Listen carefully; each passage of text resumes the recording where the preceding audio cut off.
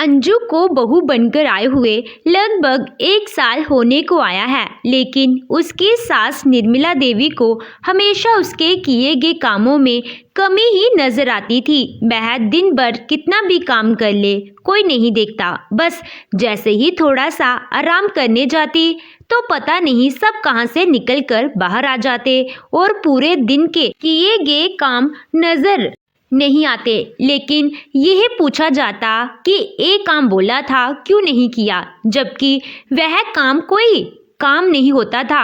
एक बार घर पर कुछ मेहमान आने वाले थे तो सासू माँ ने अंजू से पूरा खाने का मेन्यू बता दिया था और यह भी कहा था कि जब मेहमान आएंगे तो अपनी शादी वाली पेन ड्राइव टीवी पर सेट करके रख देना। तो उसने यह जिम्मेदारी अपने पति राजीव को दे दी थी कि कल सुबह उठकर सबसे पहले पेन ड्राइव टीवी पर सेट कर दे, फिर वह घर के कामों में व्यस्त हो जाएगी तो फिर याद नहीं रहेगा। इसीलिए आज ही यह काम करने के लिए कह दिया, क्योंकि जब भी कोई मेहमान आता तो वह शादी वाली मूवी ज़रूर देखता था। इसीलिए सासू माँ ने कहा था।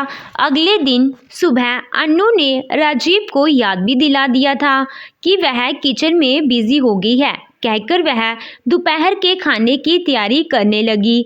जो कुछ भी निर्मला देवी ने कहा था वह सब तैयार कर लिया और वह खुद तैयार होने अपने कमरे में चली गई और अब बस मेहमानों का इंतज़ार था। सासू माँ ने किचन में जाकर सब चेक किया, खाने को भी टेस्ट किया, फिर नाक चढ़ाते हुए कहा, बहू अभी तक तुम्हें मेरे जैसा खाना बनाना नहीं आया, कभी कोशिश तो किया करो या फिर हमें तुम्हारे मायके के स्वाद को ही अपनाना पड़ेगा। सुबह से लगातार काम करते हुए थक गई थी, पर यह सब सुनने को मिला तो सारा मूड खराब हो गया था। आंखों में आंसू भी आ गए थे और उन्हें छिपाते हुए कहा, माँ जी कोशिश तो कर ही रही हूँ, जैसा आप कहती हैं वैसा ही तो बनाने की कोशिश करती हूँ।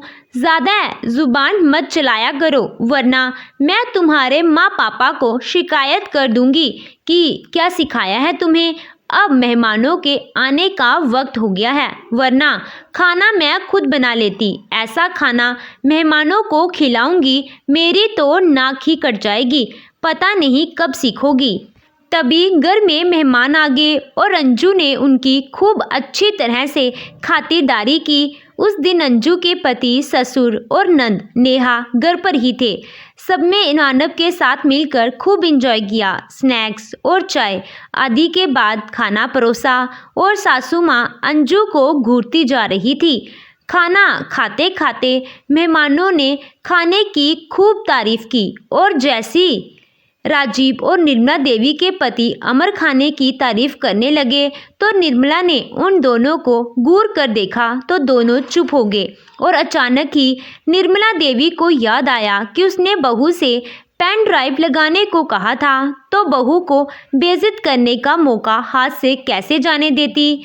खाना खत्म हुआ तो ससुर जी ने अंजू से भी खाना खाने के लिए कहा कि सबने खा लिया है और तुम भी खाना खा लो। जैसे ही अंजू ने खाने के लिए प्लेट उठाई, सासू माँ ने घूर कर अंजू को देखा और पूछा कि क्या पेन ड्राइव लगा दी थी। तो अंजू ने कहा कि उसने मानव से कह दिया था, उन्होंने लगा दी होगी। आप राजीव से कहिए कि स्टार्ट कर दे।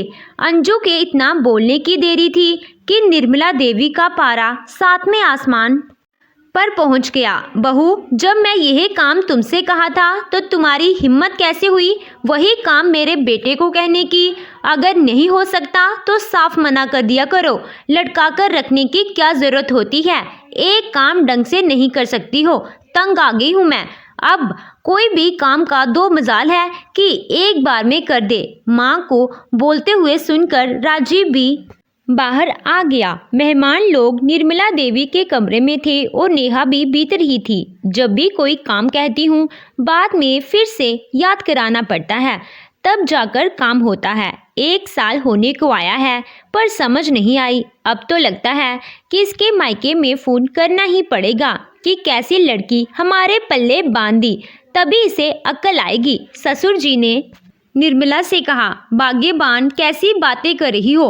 बहू सुबह से ही किचन में खड़ी हुई है और यह कौन सा बड़ा काम है, कोई भी कर लेगा।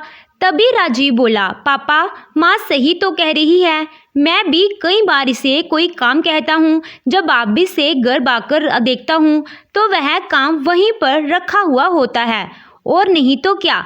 पिछले हफ्ते इसे कहा था कि बाथरूम में दीवारों की लाइट साफ कर देना, और शाम को देखा तो एक भी दीवार की लाइट साफ नहीं की थी। मम्मी जी, आपको सब पता है, क्यों नहीं की।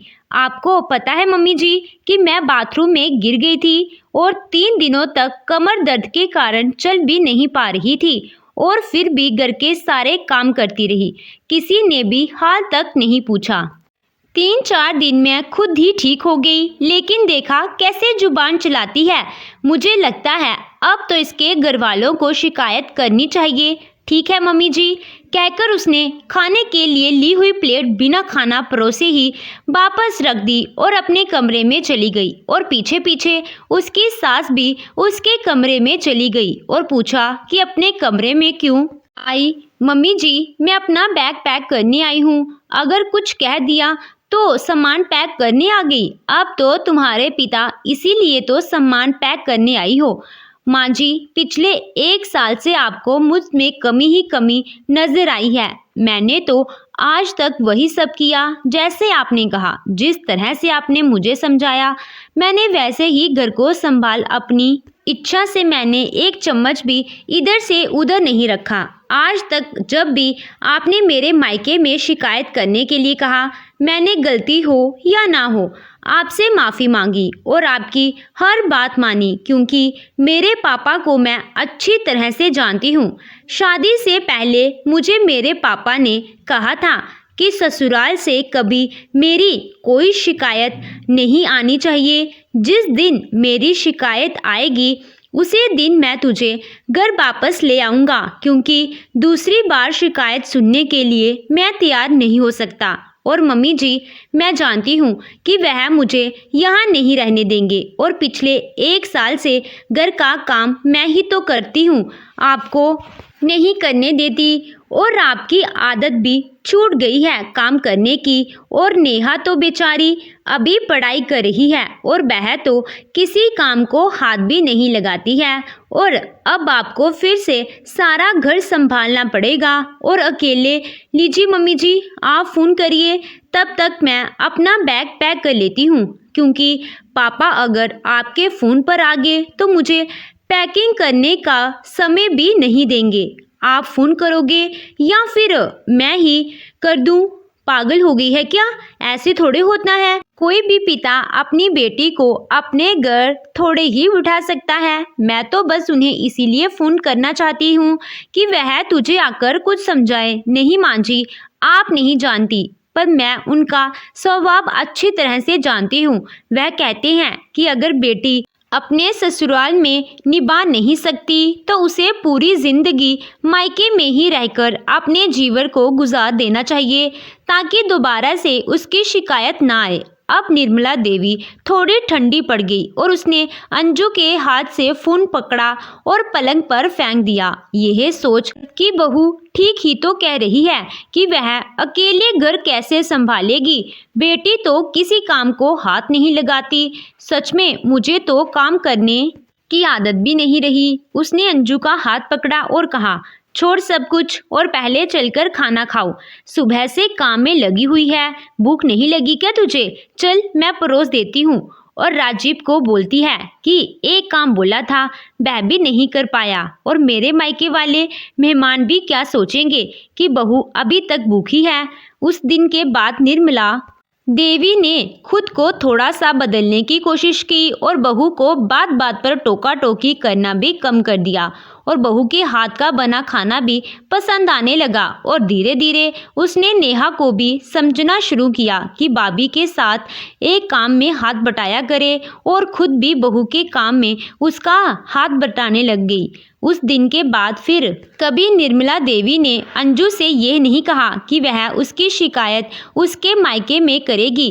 अब ऑर्डर देकर काम कराना तो आसान है, लेकिन एक सिरे से खुद घर के सारे काम करना सचमुच बहुत मुश्किल है। अब तो वह बहू से हमेशा प्यार से पेश आती और अंजू मुस्कुराकर सास को देखती। तो दोस्तों, आपको ये कहानी कैसी लगी कमेंट कर ज़रूर बताइएगा।